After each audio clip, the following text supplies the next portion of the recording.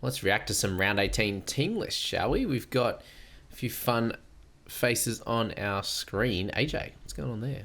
Cobbo might be back as well. So, Doggies and the Broncos will be fairly short and sharp, and I'm very glad that we haven't got any games this week because it's absolutely disgusting outside up the Central Coast. Any Sydney games could be a little bit wet come the weekend, but hopefully by that point we get some sun. Now, for this Dogs-Broncos clash, on the Doggies side of things, Anari Tuala. Haven't seen that name in a while. Partnered there by Bronson Sherry. We've got Montoya with Wilson. So they're the two with Crichton and with Carraz out, which is sad. Harry Hayes with Sammy Hughes there, so may see him start. We've got Curran and Galvin there on the bench. Bailey Hayward in the 13 with Bill Kickout. Now, potential buys this week, well, definite buys are Jacob Preston if you'd like him, who does play the next few weeks, which is great. And then Burton does return in this side. Hot Boy, if you do have him on your in your 21, then he could be a potential looper in this first game.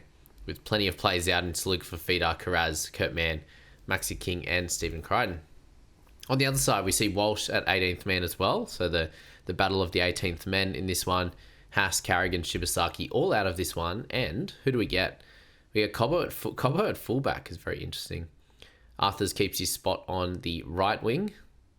Poor fella had to change wings, and now Karapani's getting all the tries. So still a potential option is Josiah Karapani there in, getting closer to 400k now, unfortunately. And Dean Mariner returns and will take the left centre spot for Shibasaki this week, who has done a great job with Karapani out on that side.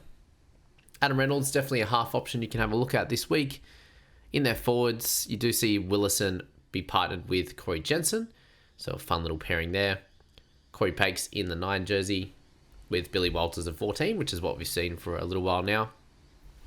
Now, Pia Kura keeps his spot in the edge, but the main worry with him is just that up and down nature of scoring that he's had. Now, moving on to our next one is Raiders and the Dragons. For the Raiders side of things, they do miss out in round 19, which could be a little bit frustrating for some people out there, especially looking to field a side next week and hoping not to make too many trades. But Hosking in there, we should probably hope that he gets the 80 minutes again with Hudson Young being out of the side. I would love some good Tarpanay points again. Maybe another try would be great. And Jamal Fogarty it just seems like he's a little bit more of a hold at this stage with how things are playing out. And you've got guys like Isaiah Guitar who are the better option. You can move things around with Campbell and different things like that. Jed Stewart does keep his spot, which is great news for owners of him.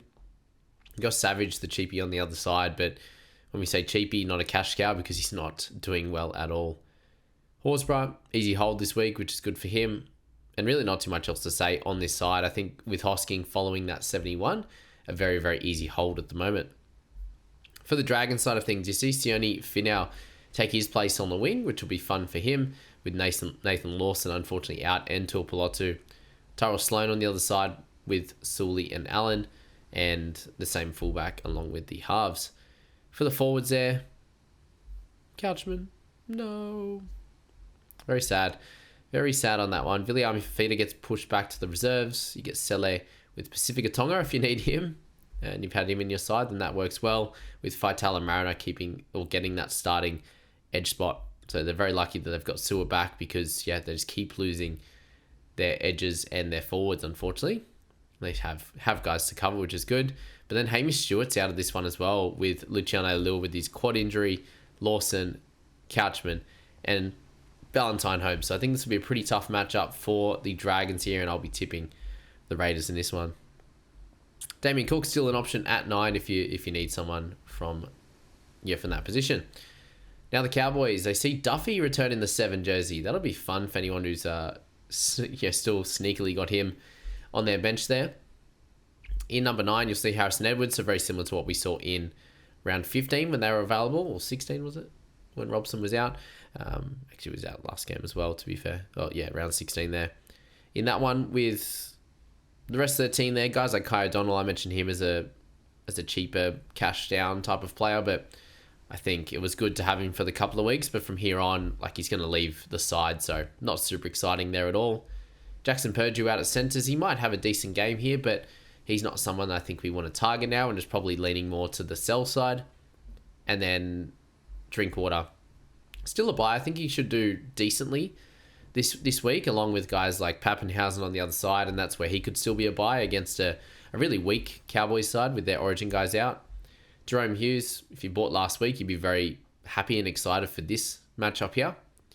And then for their forwards there, it's really only Eli Katoa, and if you bought Nelson Asofa Solomona, then you get a little bit of excitement with him as a potential starter this week.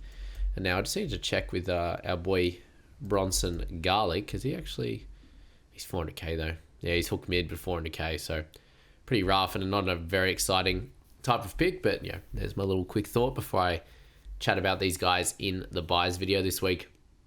The big thing about this one, guys, I will do the buys video tonight actually, and the most important part around that is that there's all these options, but it's a big week of strategy, and that's what I'll be going deep and diving into in the private group, and I will go through a few of their teams for you guys as well. But if you would like your team looked at on a one-on-one basis, then check the description below, guys. It's $25 for the rest of the season to get that help from me. In a couple of weeks' time, after the buy period, I'll drop it down to 20 for the rest of the season. You do get the work with the Supercoach, NBL, and also BBL to finish off the season as well. And what will be a big thing for next year is if you're a returning member to the private group, I will be going through your team and your review on an individual basis. So if you'd like that for your side, this is going to be the last chance for this week before I remove that that lovely option, which any returning member is going to get for next year. So that's the Storm side. Super fun little setup, and I'm excited for this game. I think there's going to be a fair few points, which will be good fun to see, with Kane Bradley coming into the 5 and also Joe Chan into the centres, who becomes a cheap option as well, which I'll have a look at in that buys video. Now, for the next game there, we see the Roosters and the Tigers there at 2 p.m. on Sunday. For the Roosters, you see Nawa in the centre jersey, which I'm not sure if that's, right now we've seen him go really well on the wing, and also pretty good in the centres as well. You've got Iwelu in Benaya there in the starting side, so it's good for him. You see Makatoa, Egan Butcher, and Celeste Fiketti end up getting the edge spot with Blake Steep starting. Now, Celeste's a pretty interesting option. Some people will be looking at him this week at a good price, and I'll discuss him in the buys video. Nafahu White, a good spot there for him.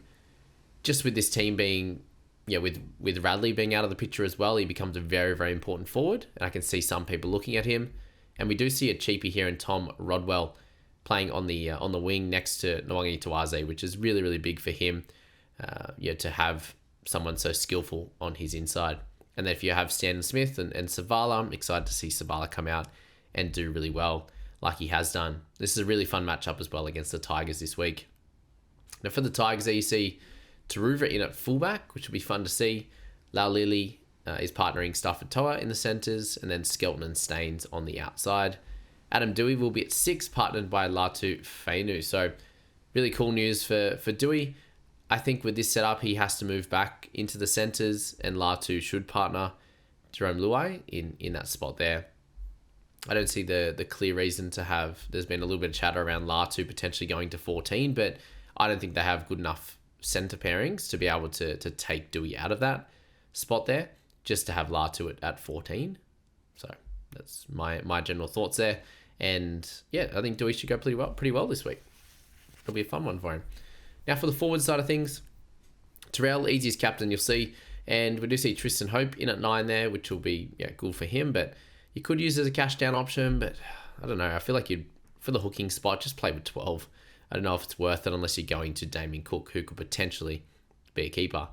You've got Samuel Afenu, who is actually not a crazy expensive price, but Jack Bird is the cheapie that can help you in edge or centre, and it's definitely something that I've got to look at. And shout out to Brett, who mentioned that for my team. He's like, well, if things go wrong, especially, like, you can use him at edge next week, just like I was using Dylan Lucas. So yeah, we'll see how that one plays out next week. And that interchange, no one of real note there, with Charlie Murray getting an opportunity in this game. And now, moving on to the final one for the week, is the Eagles, with Hopewade staying at fullback, with Saab returning, which means, Saab keeping his spot on the side, no Tommy Talau, which means that Garrick will stay on the left, which I'm not sure is exciting or not, but he did score a try last week and managed to score well enough, which was good. I just noticed you and Aiken centers on the other side. So gross. And that's going to be up against Turbo as well. Fun. All right, Jazz still gets named at 9, which is frustrating, but expected. Jake Simkin at 14. Tommy Talau on the bench, so yeah, I think they'll probably keep that. He's a bit of a bigger body. Saab's longer, but Talau that bit thicker. Bullymore Sipley on the bench there. Corey Waddell with Lodge. Takeaho, Burbo there, and Gerbo. So Gerbo's at an okay price there for sure. But yeah, how excited are we to buy someone who doesn't have big upside? And that's where like Turbo has that potential upside, which is good fun there for him at a pretty reasonable price. And DCE there, a good half that you could buy as well, but is a pretty expensive price. And at the Rabbitohs, Johnson was on the front cover because he's been named a fullback. So there you go. I would just love them to keep things as is and bring another fullback. Would have been nice if Joe Gray was fit and available. Then maybe they wouldn't have moved things. But it's really frustrating about Aiken. It's been a tough few weeks, and as an owner, we bought him for that first week. He did really well, and since then it's been 40 central. Jack Whiten, a potential option to stay there at 6 with Cody Walker's injury, and that's the worry with Aiken, is that he may stay in that position. So that's the annoying one of this list here with Tallis Duncan being a very, very clear buy. You just have to think of next week in round 19 and how that sets up for your side, and do you have enough people to cover mid or edge in that spot. Lewis Dodd, will he actually get an opportunity, or will Ryan Gray come in there? They've got Kepi, they've got Host. Cody Walker actually in the reserves, so we'll see how that one plays out. And Brandon Smith, there you go. Number 22 for the big man. Well, the strong man anyway. There you go. Very, very interesting. On all that, I'll get into the best buys. This will be quick, short and sharp, guys. Get you quick fix on the team list, and then we'll get into the best buys and then hold and sells and Scoop's video and everything tomorrow as we go through everything else. So while you're waiting for the best buys team, get through this one quickly, and then you can go and check out Mitch's video. As he says, he talks and sees what comes out, and Nikki's video as well. As my results, where I did speak a fair bit of strategy, which I think is the big focus of this week. Thanks for tuning in, guys. I hope this helped, and I can't wait to see you all in the best buys video next.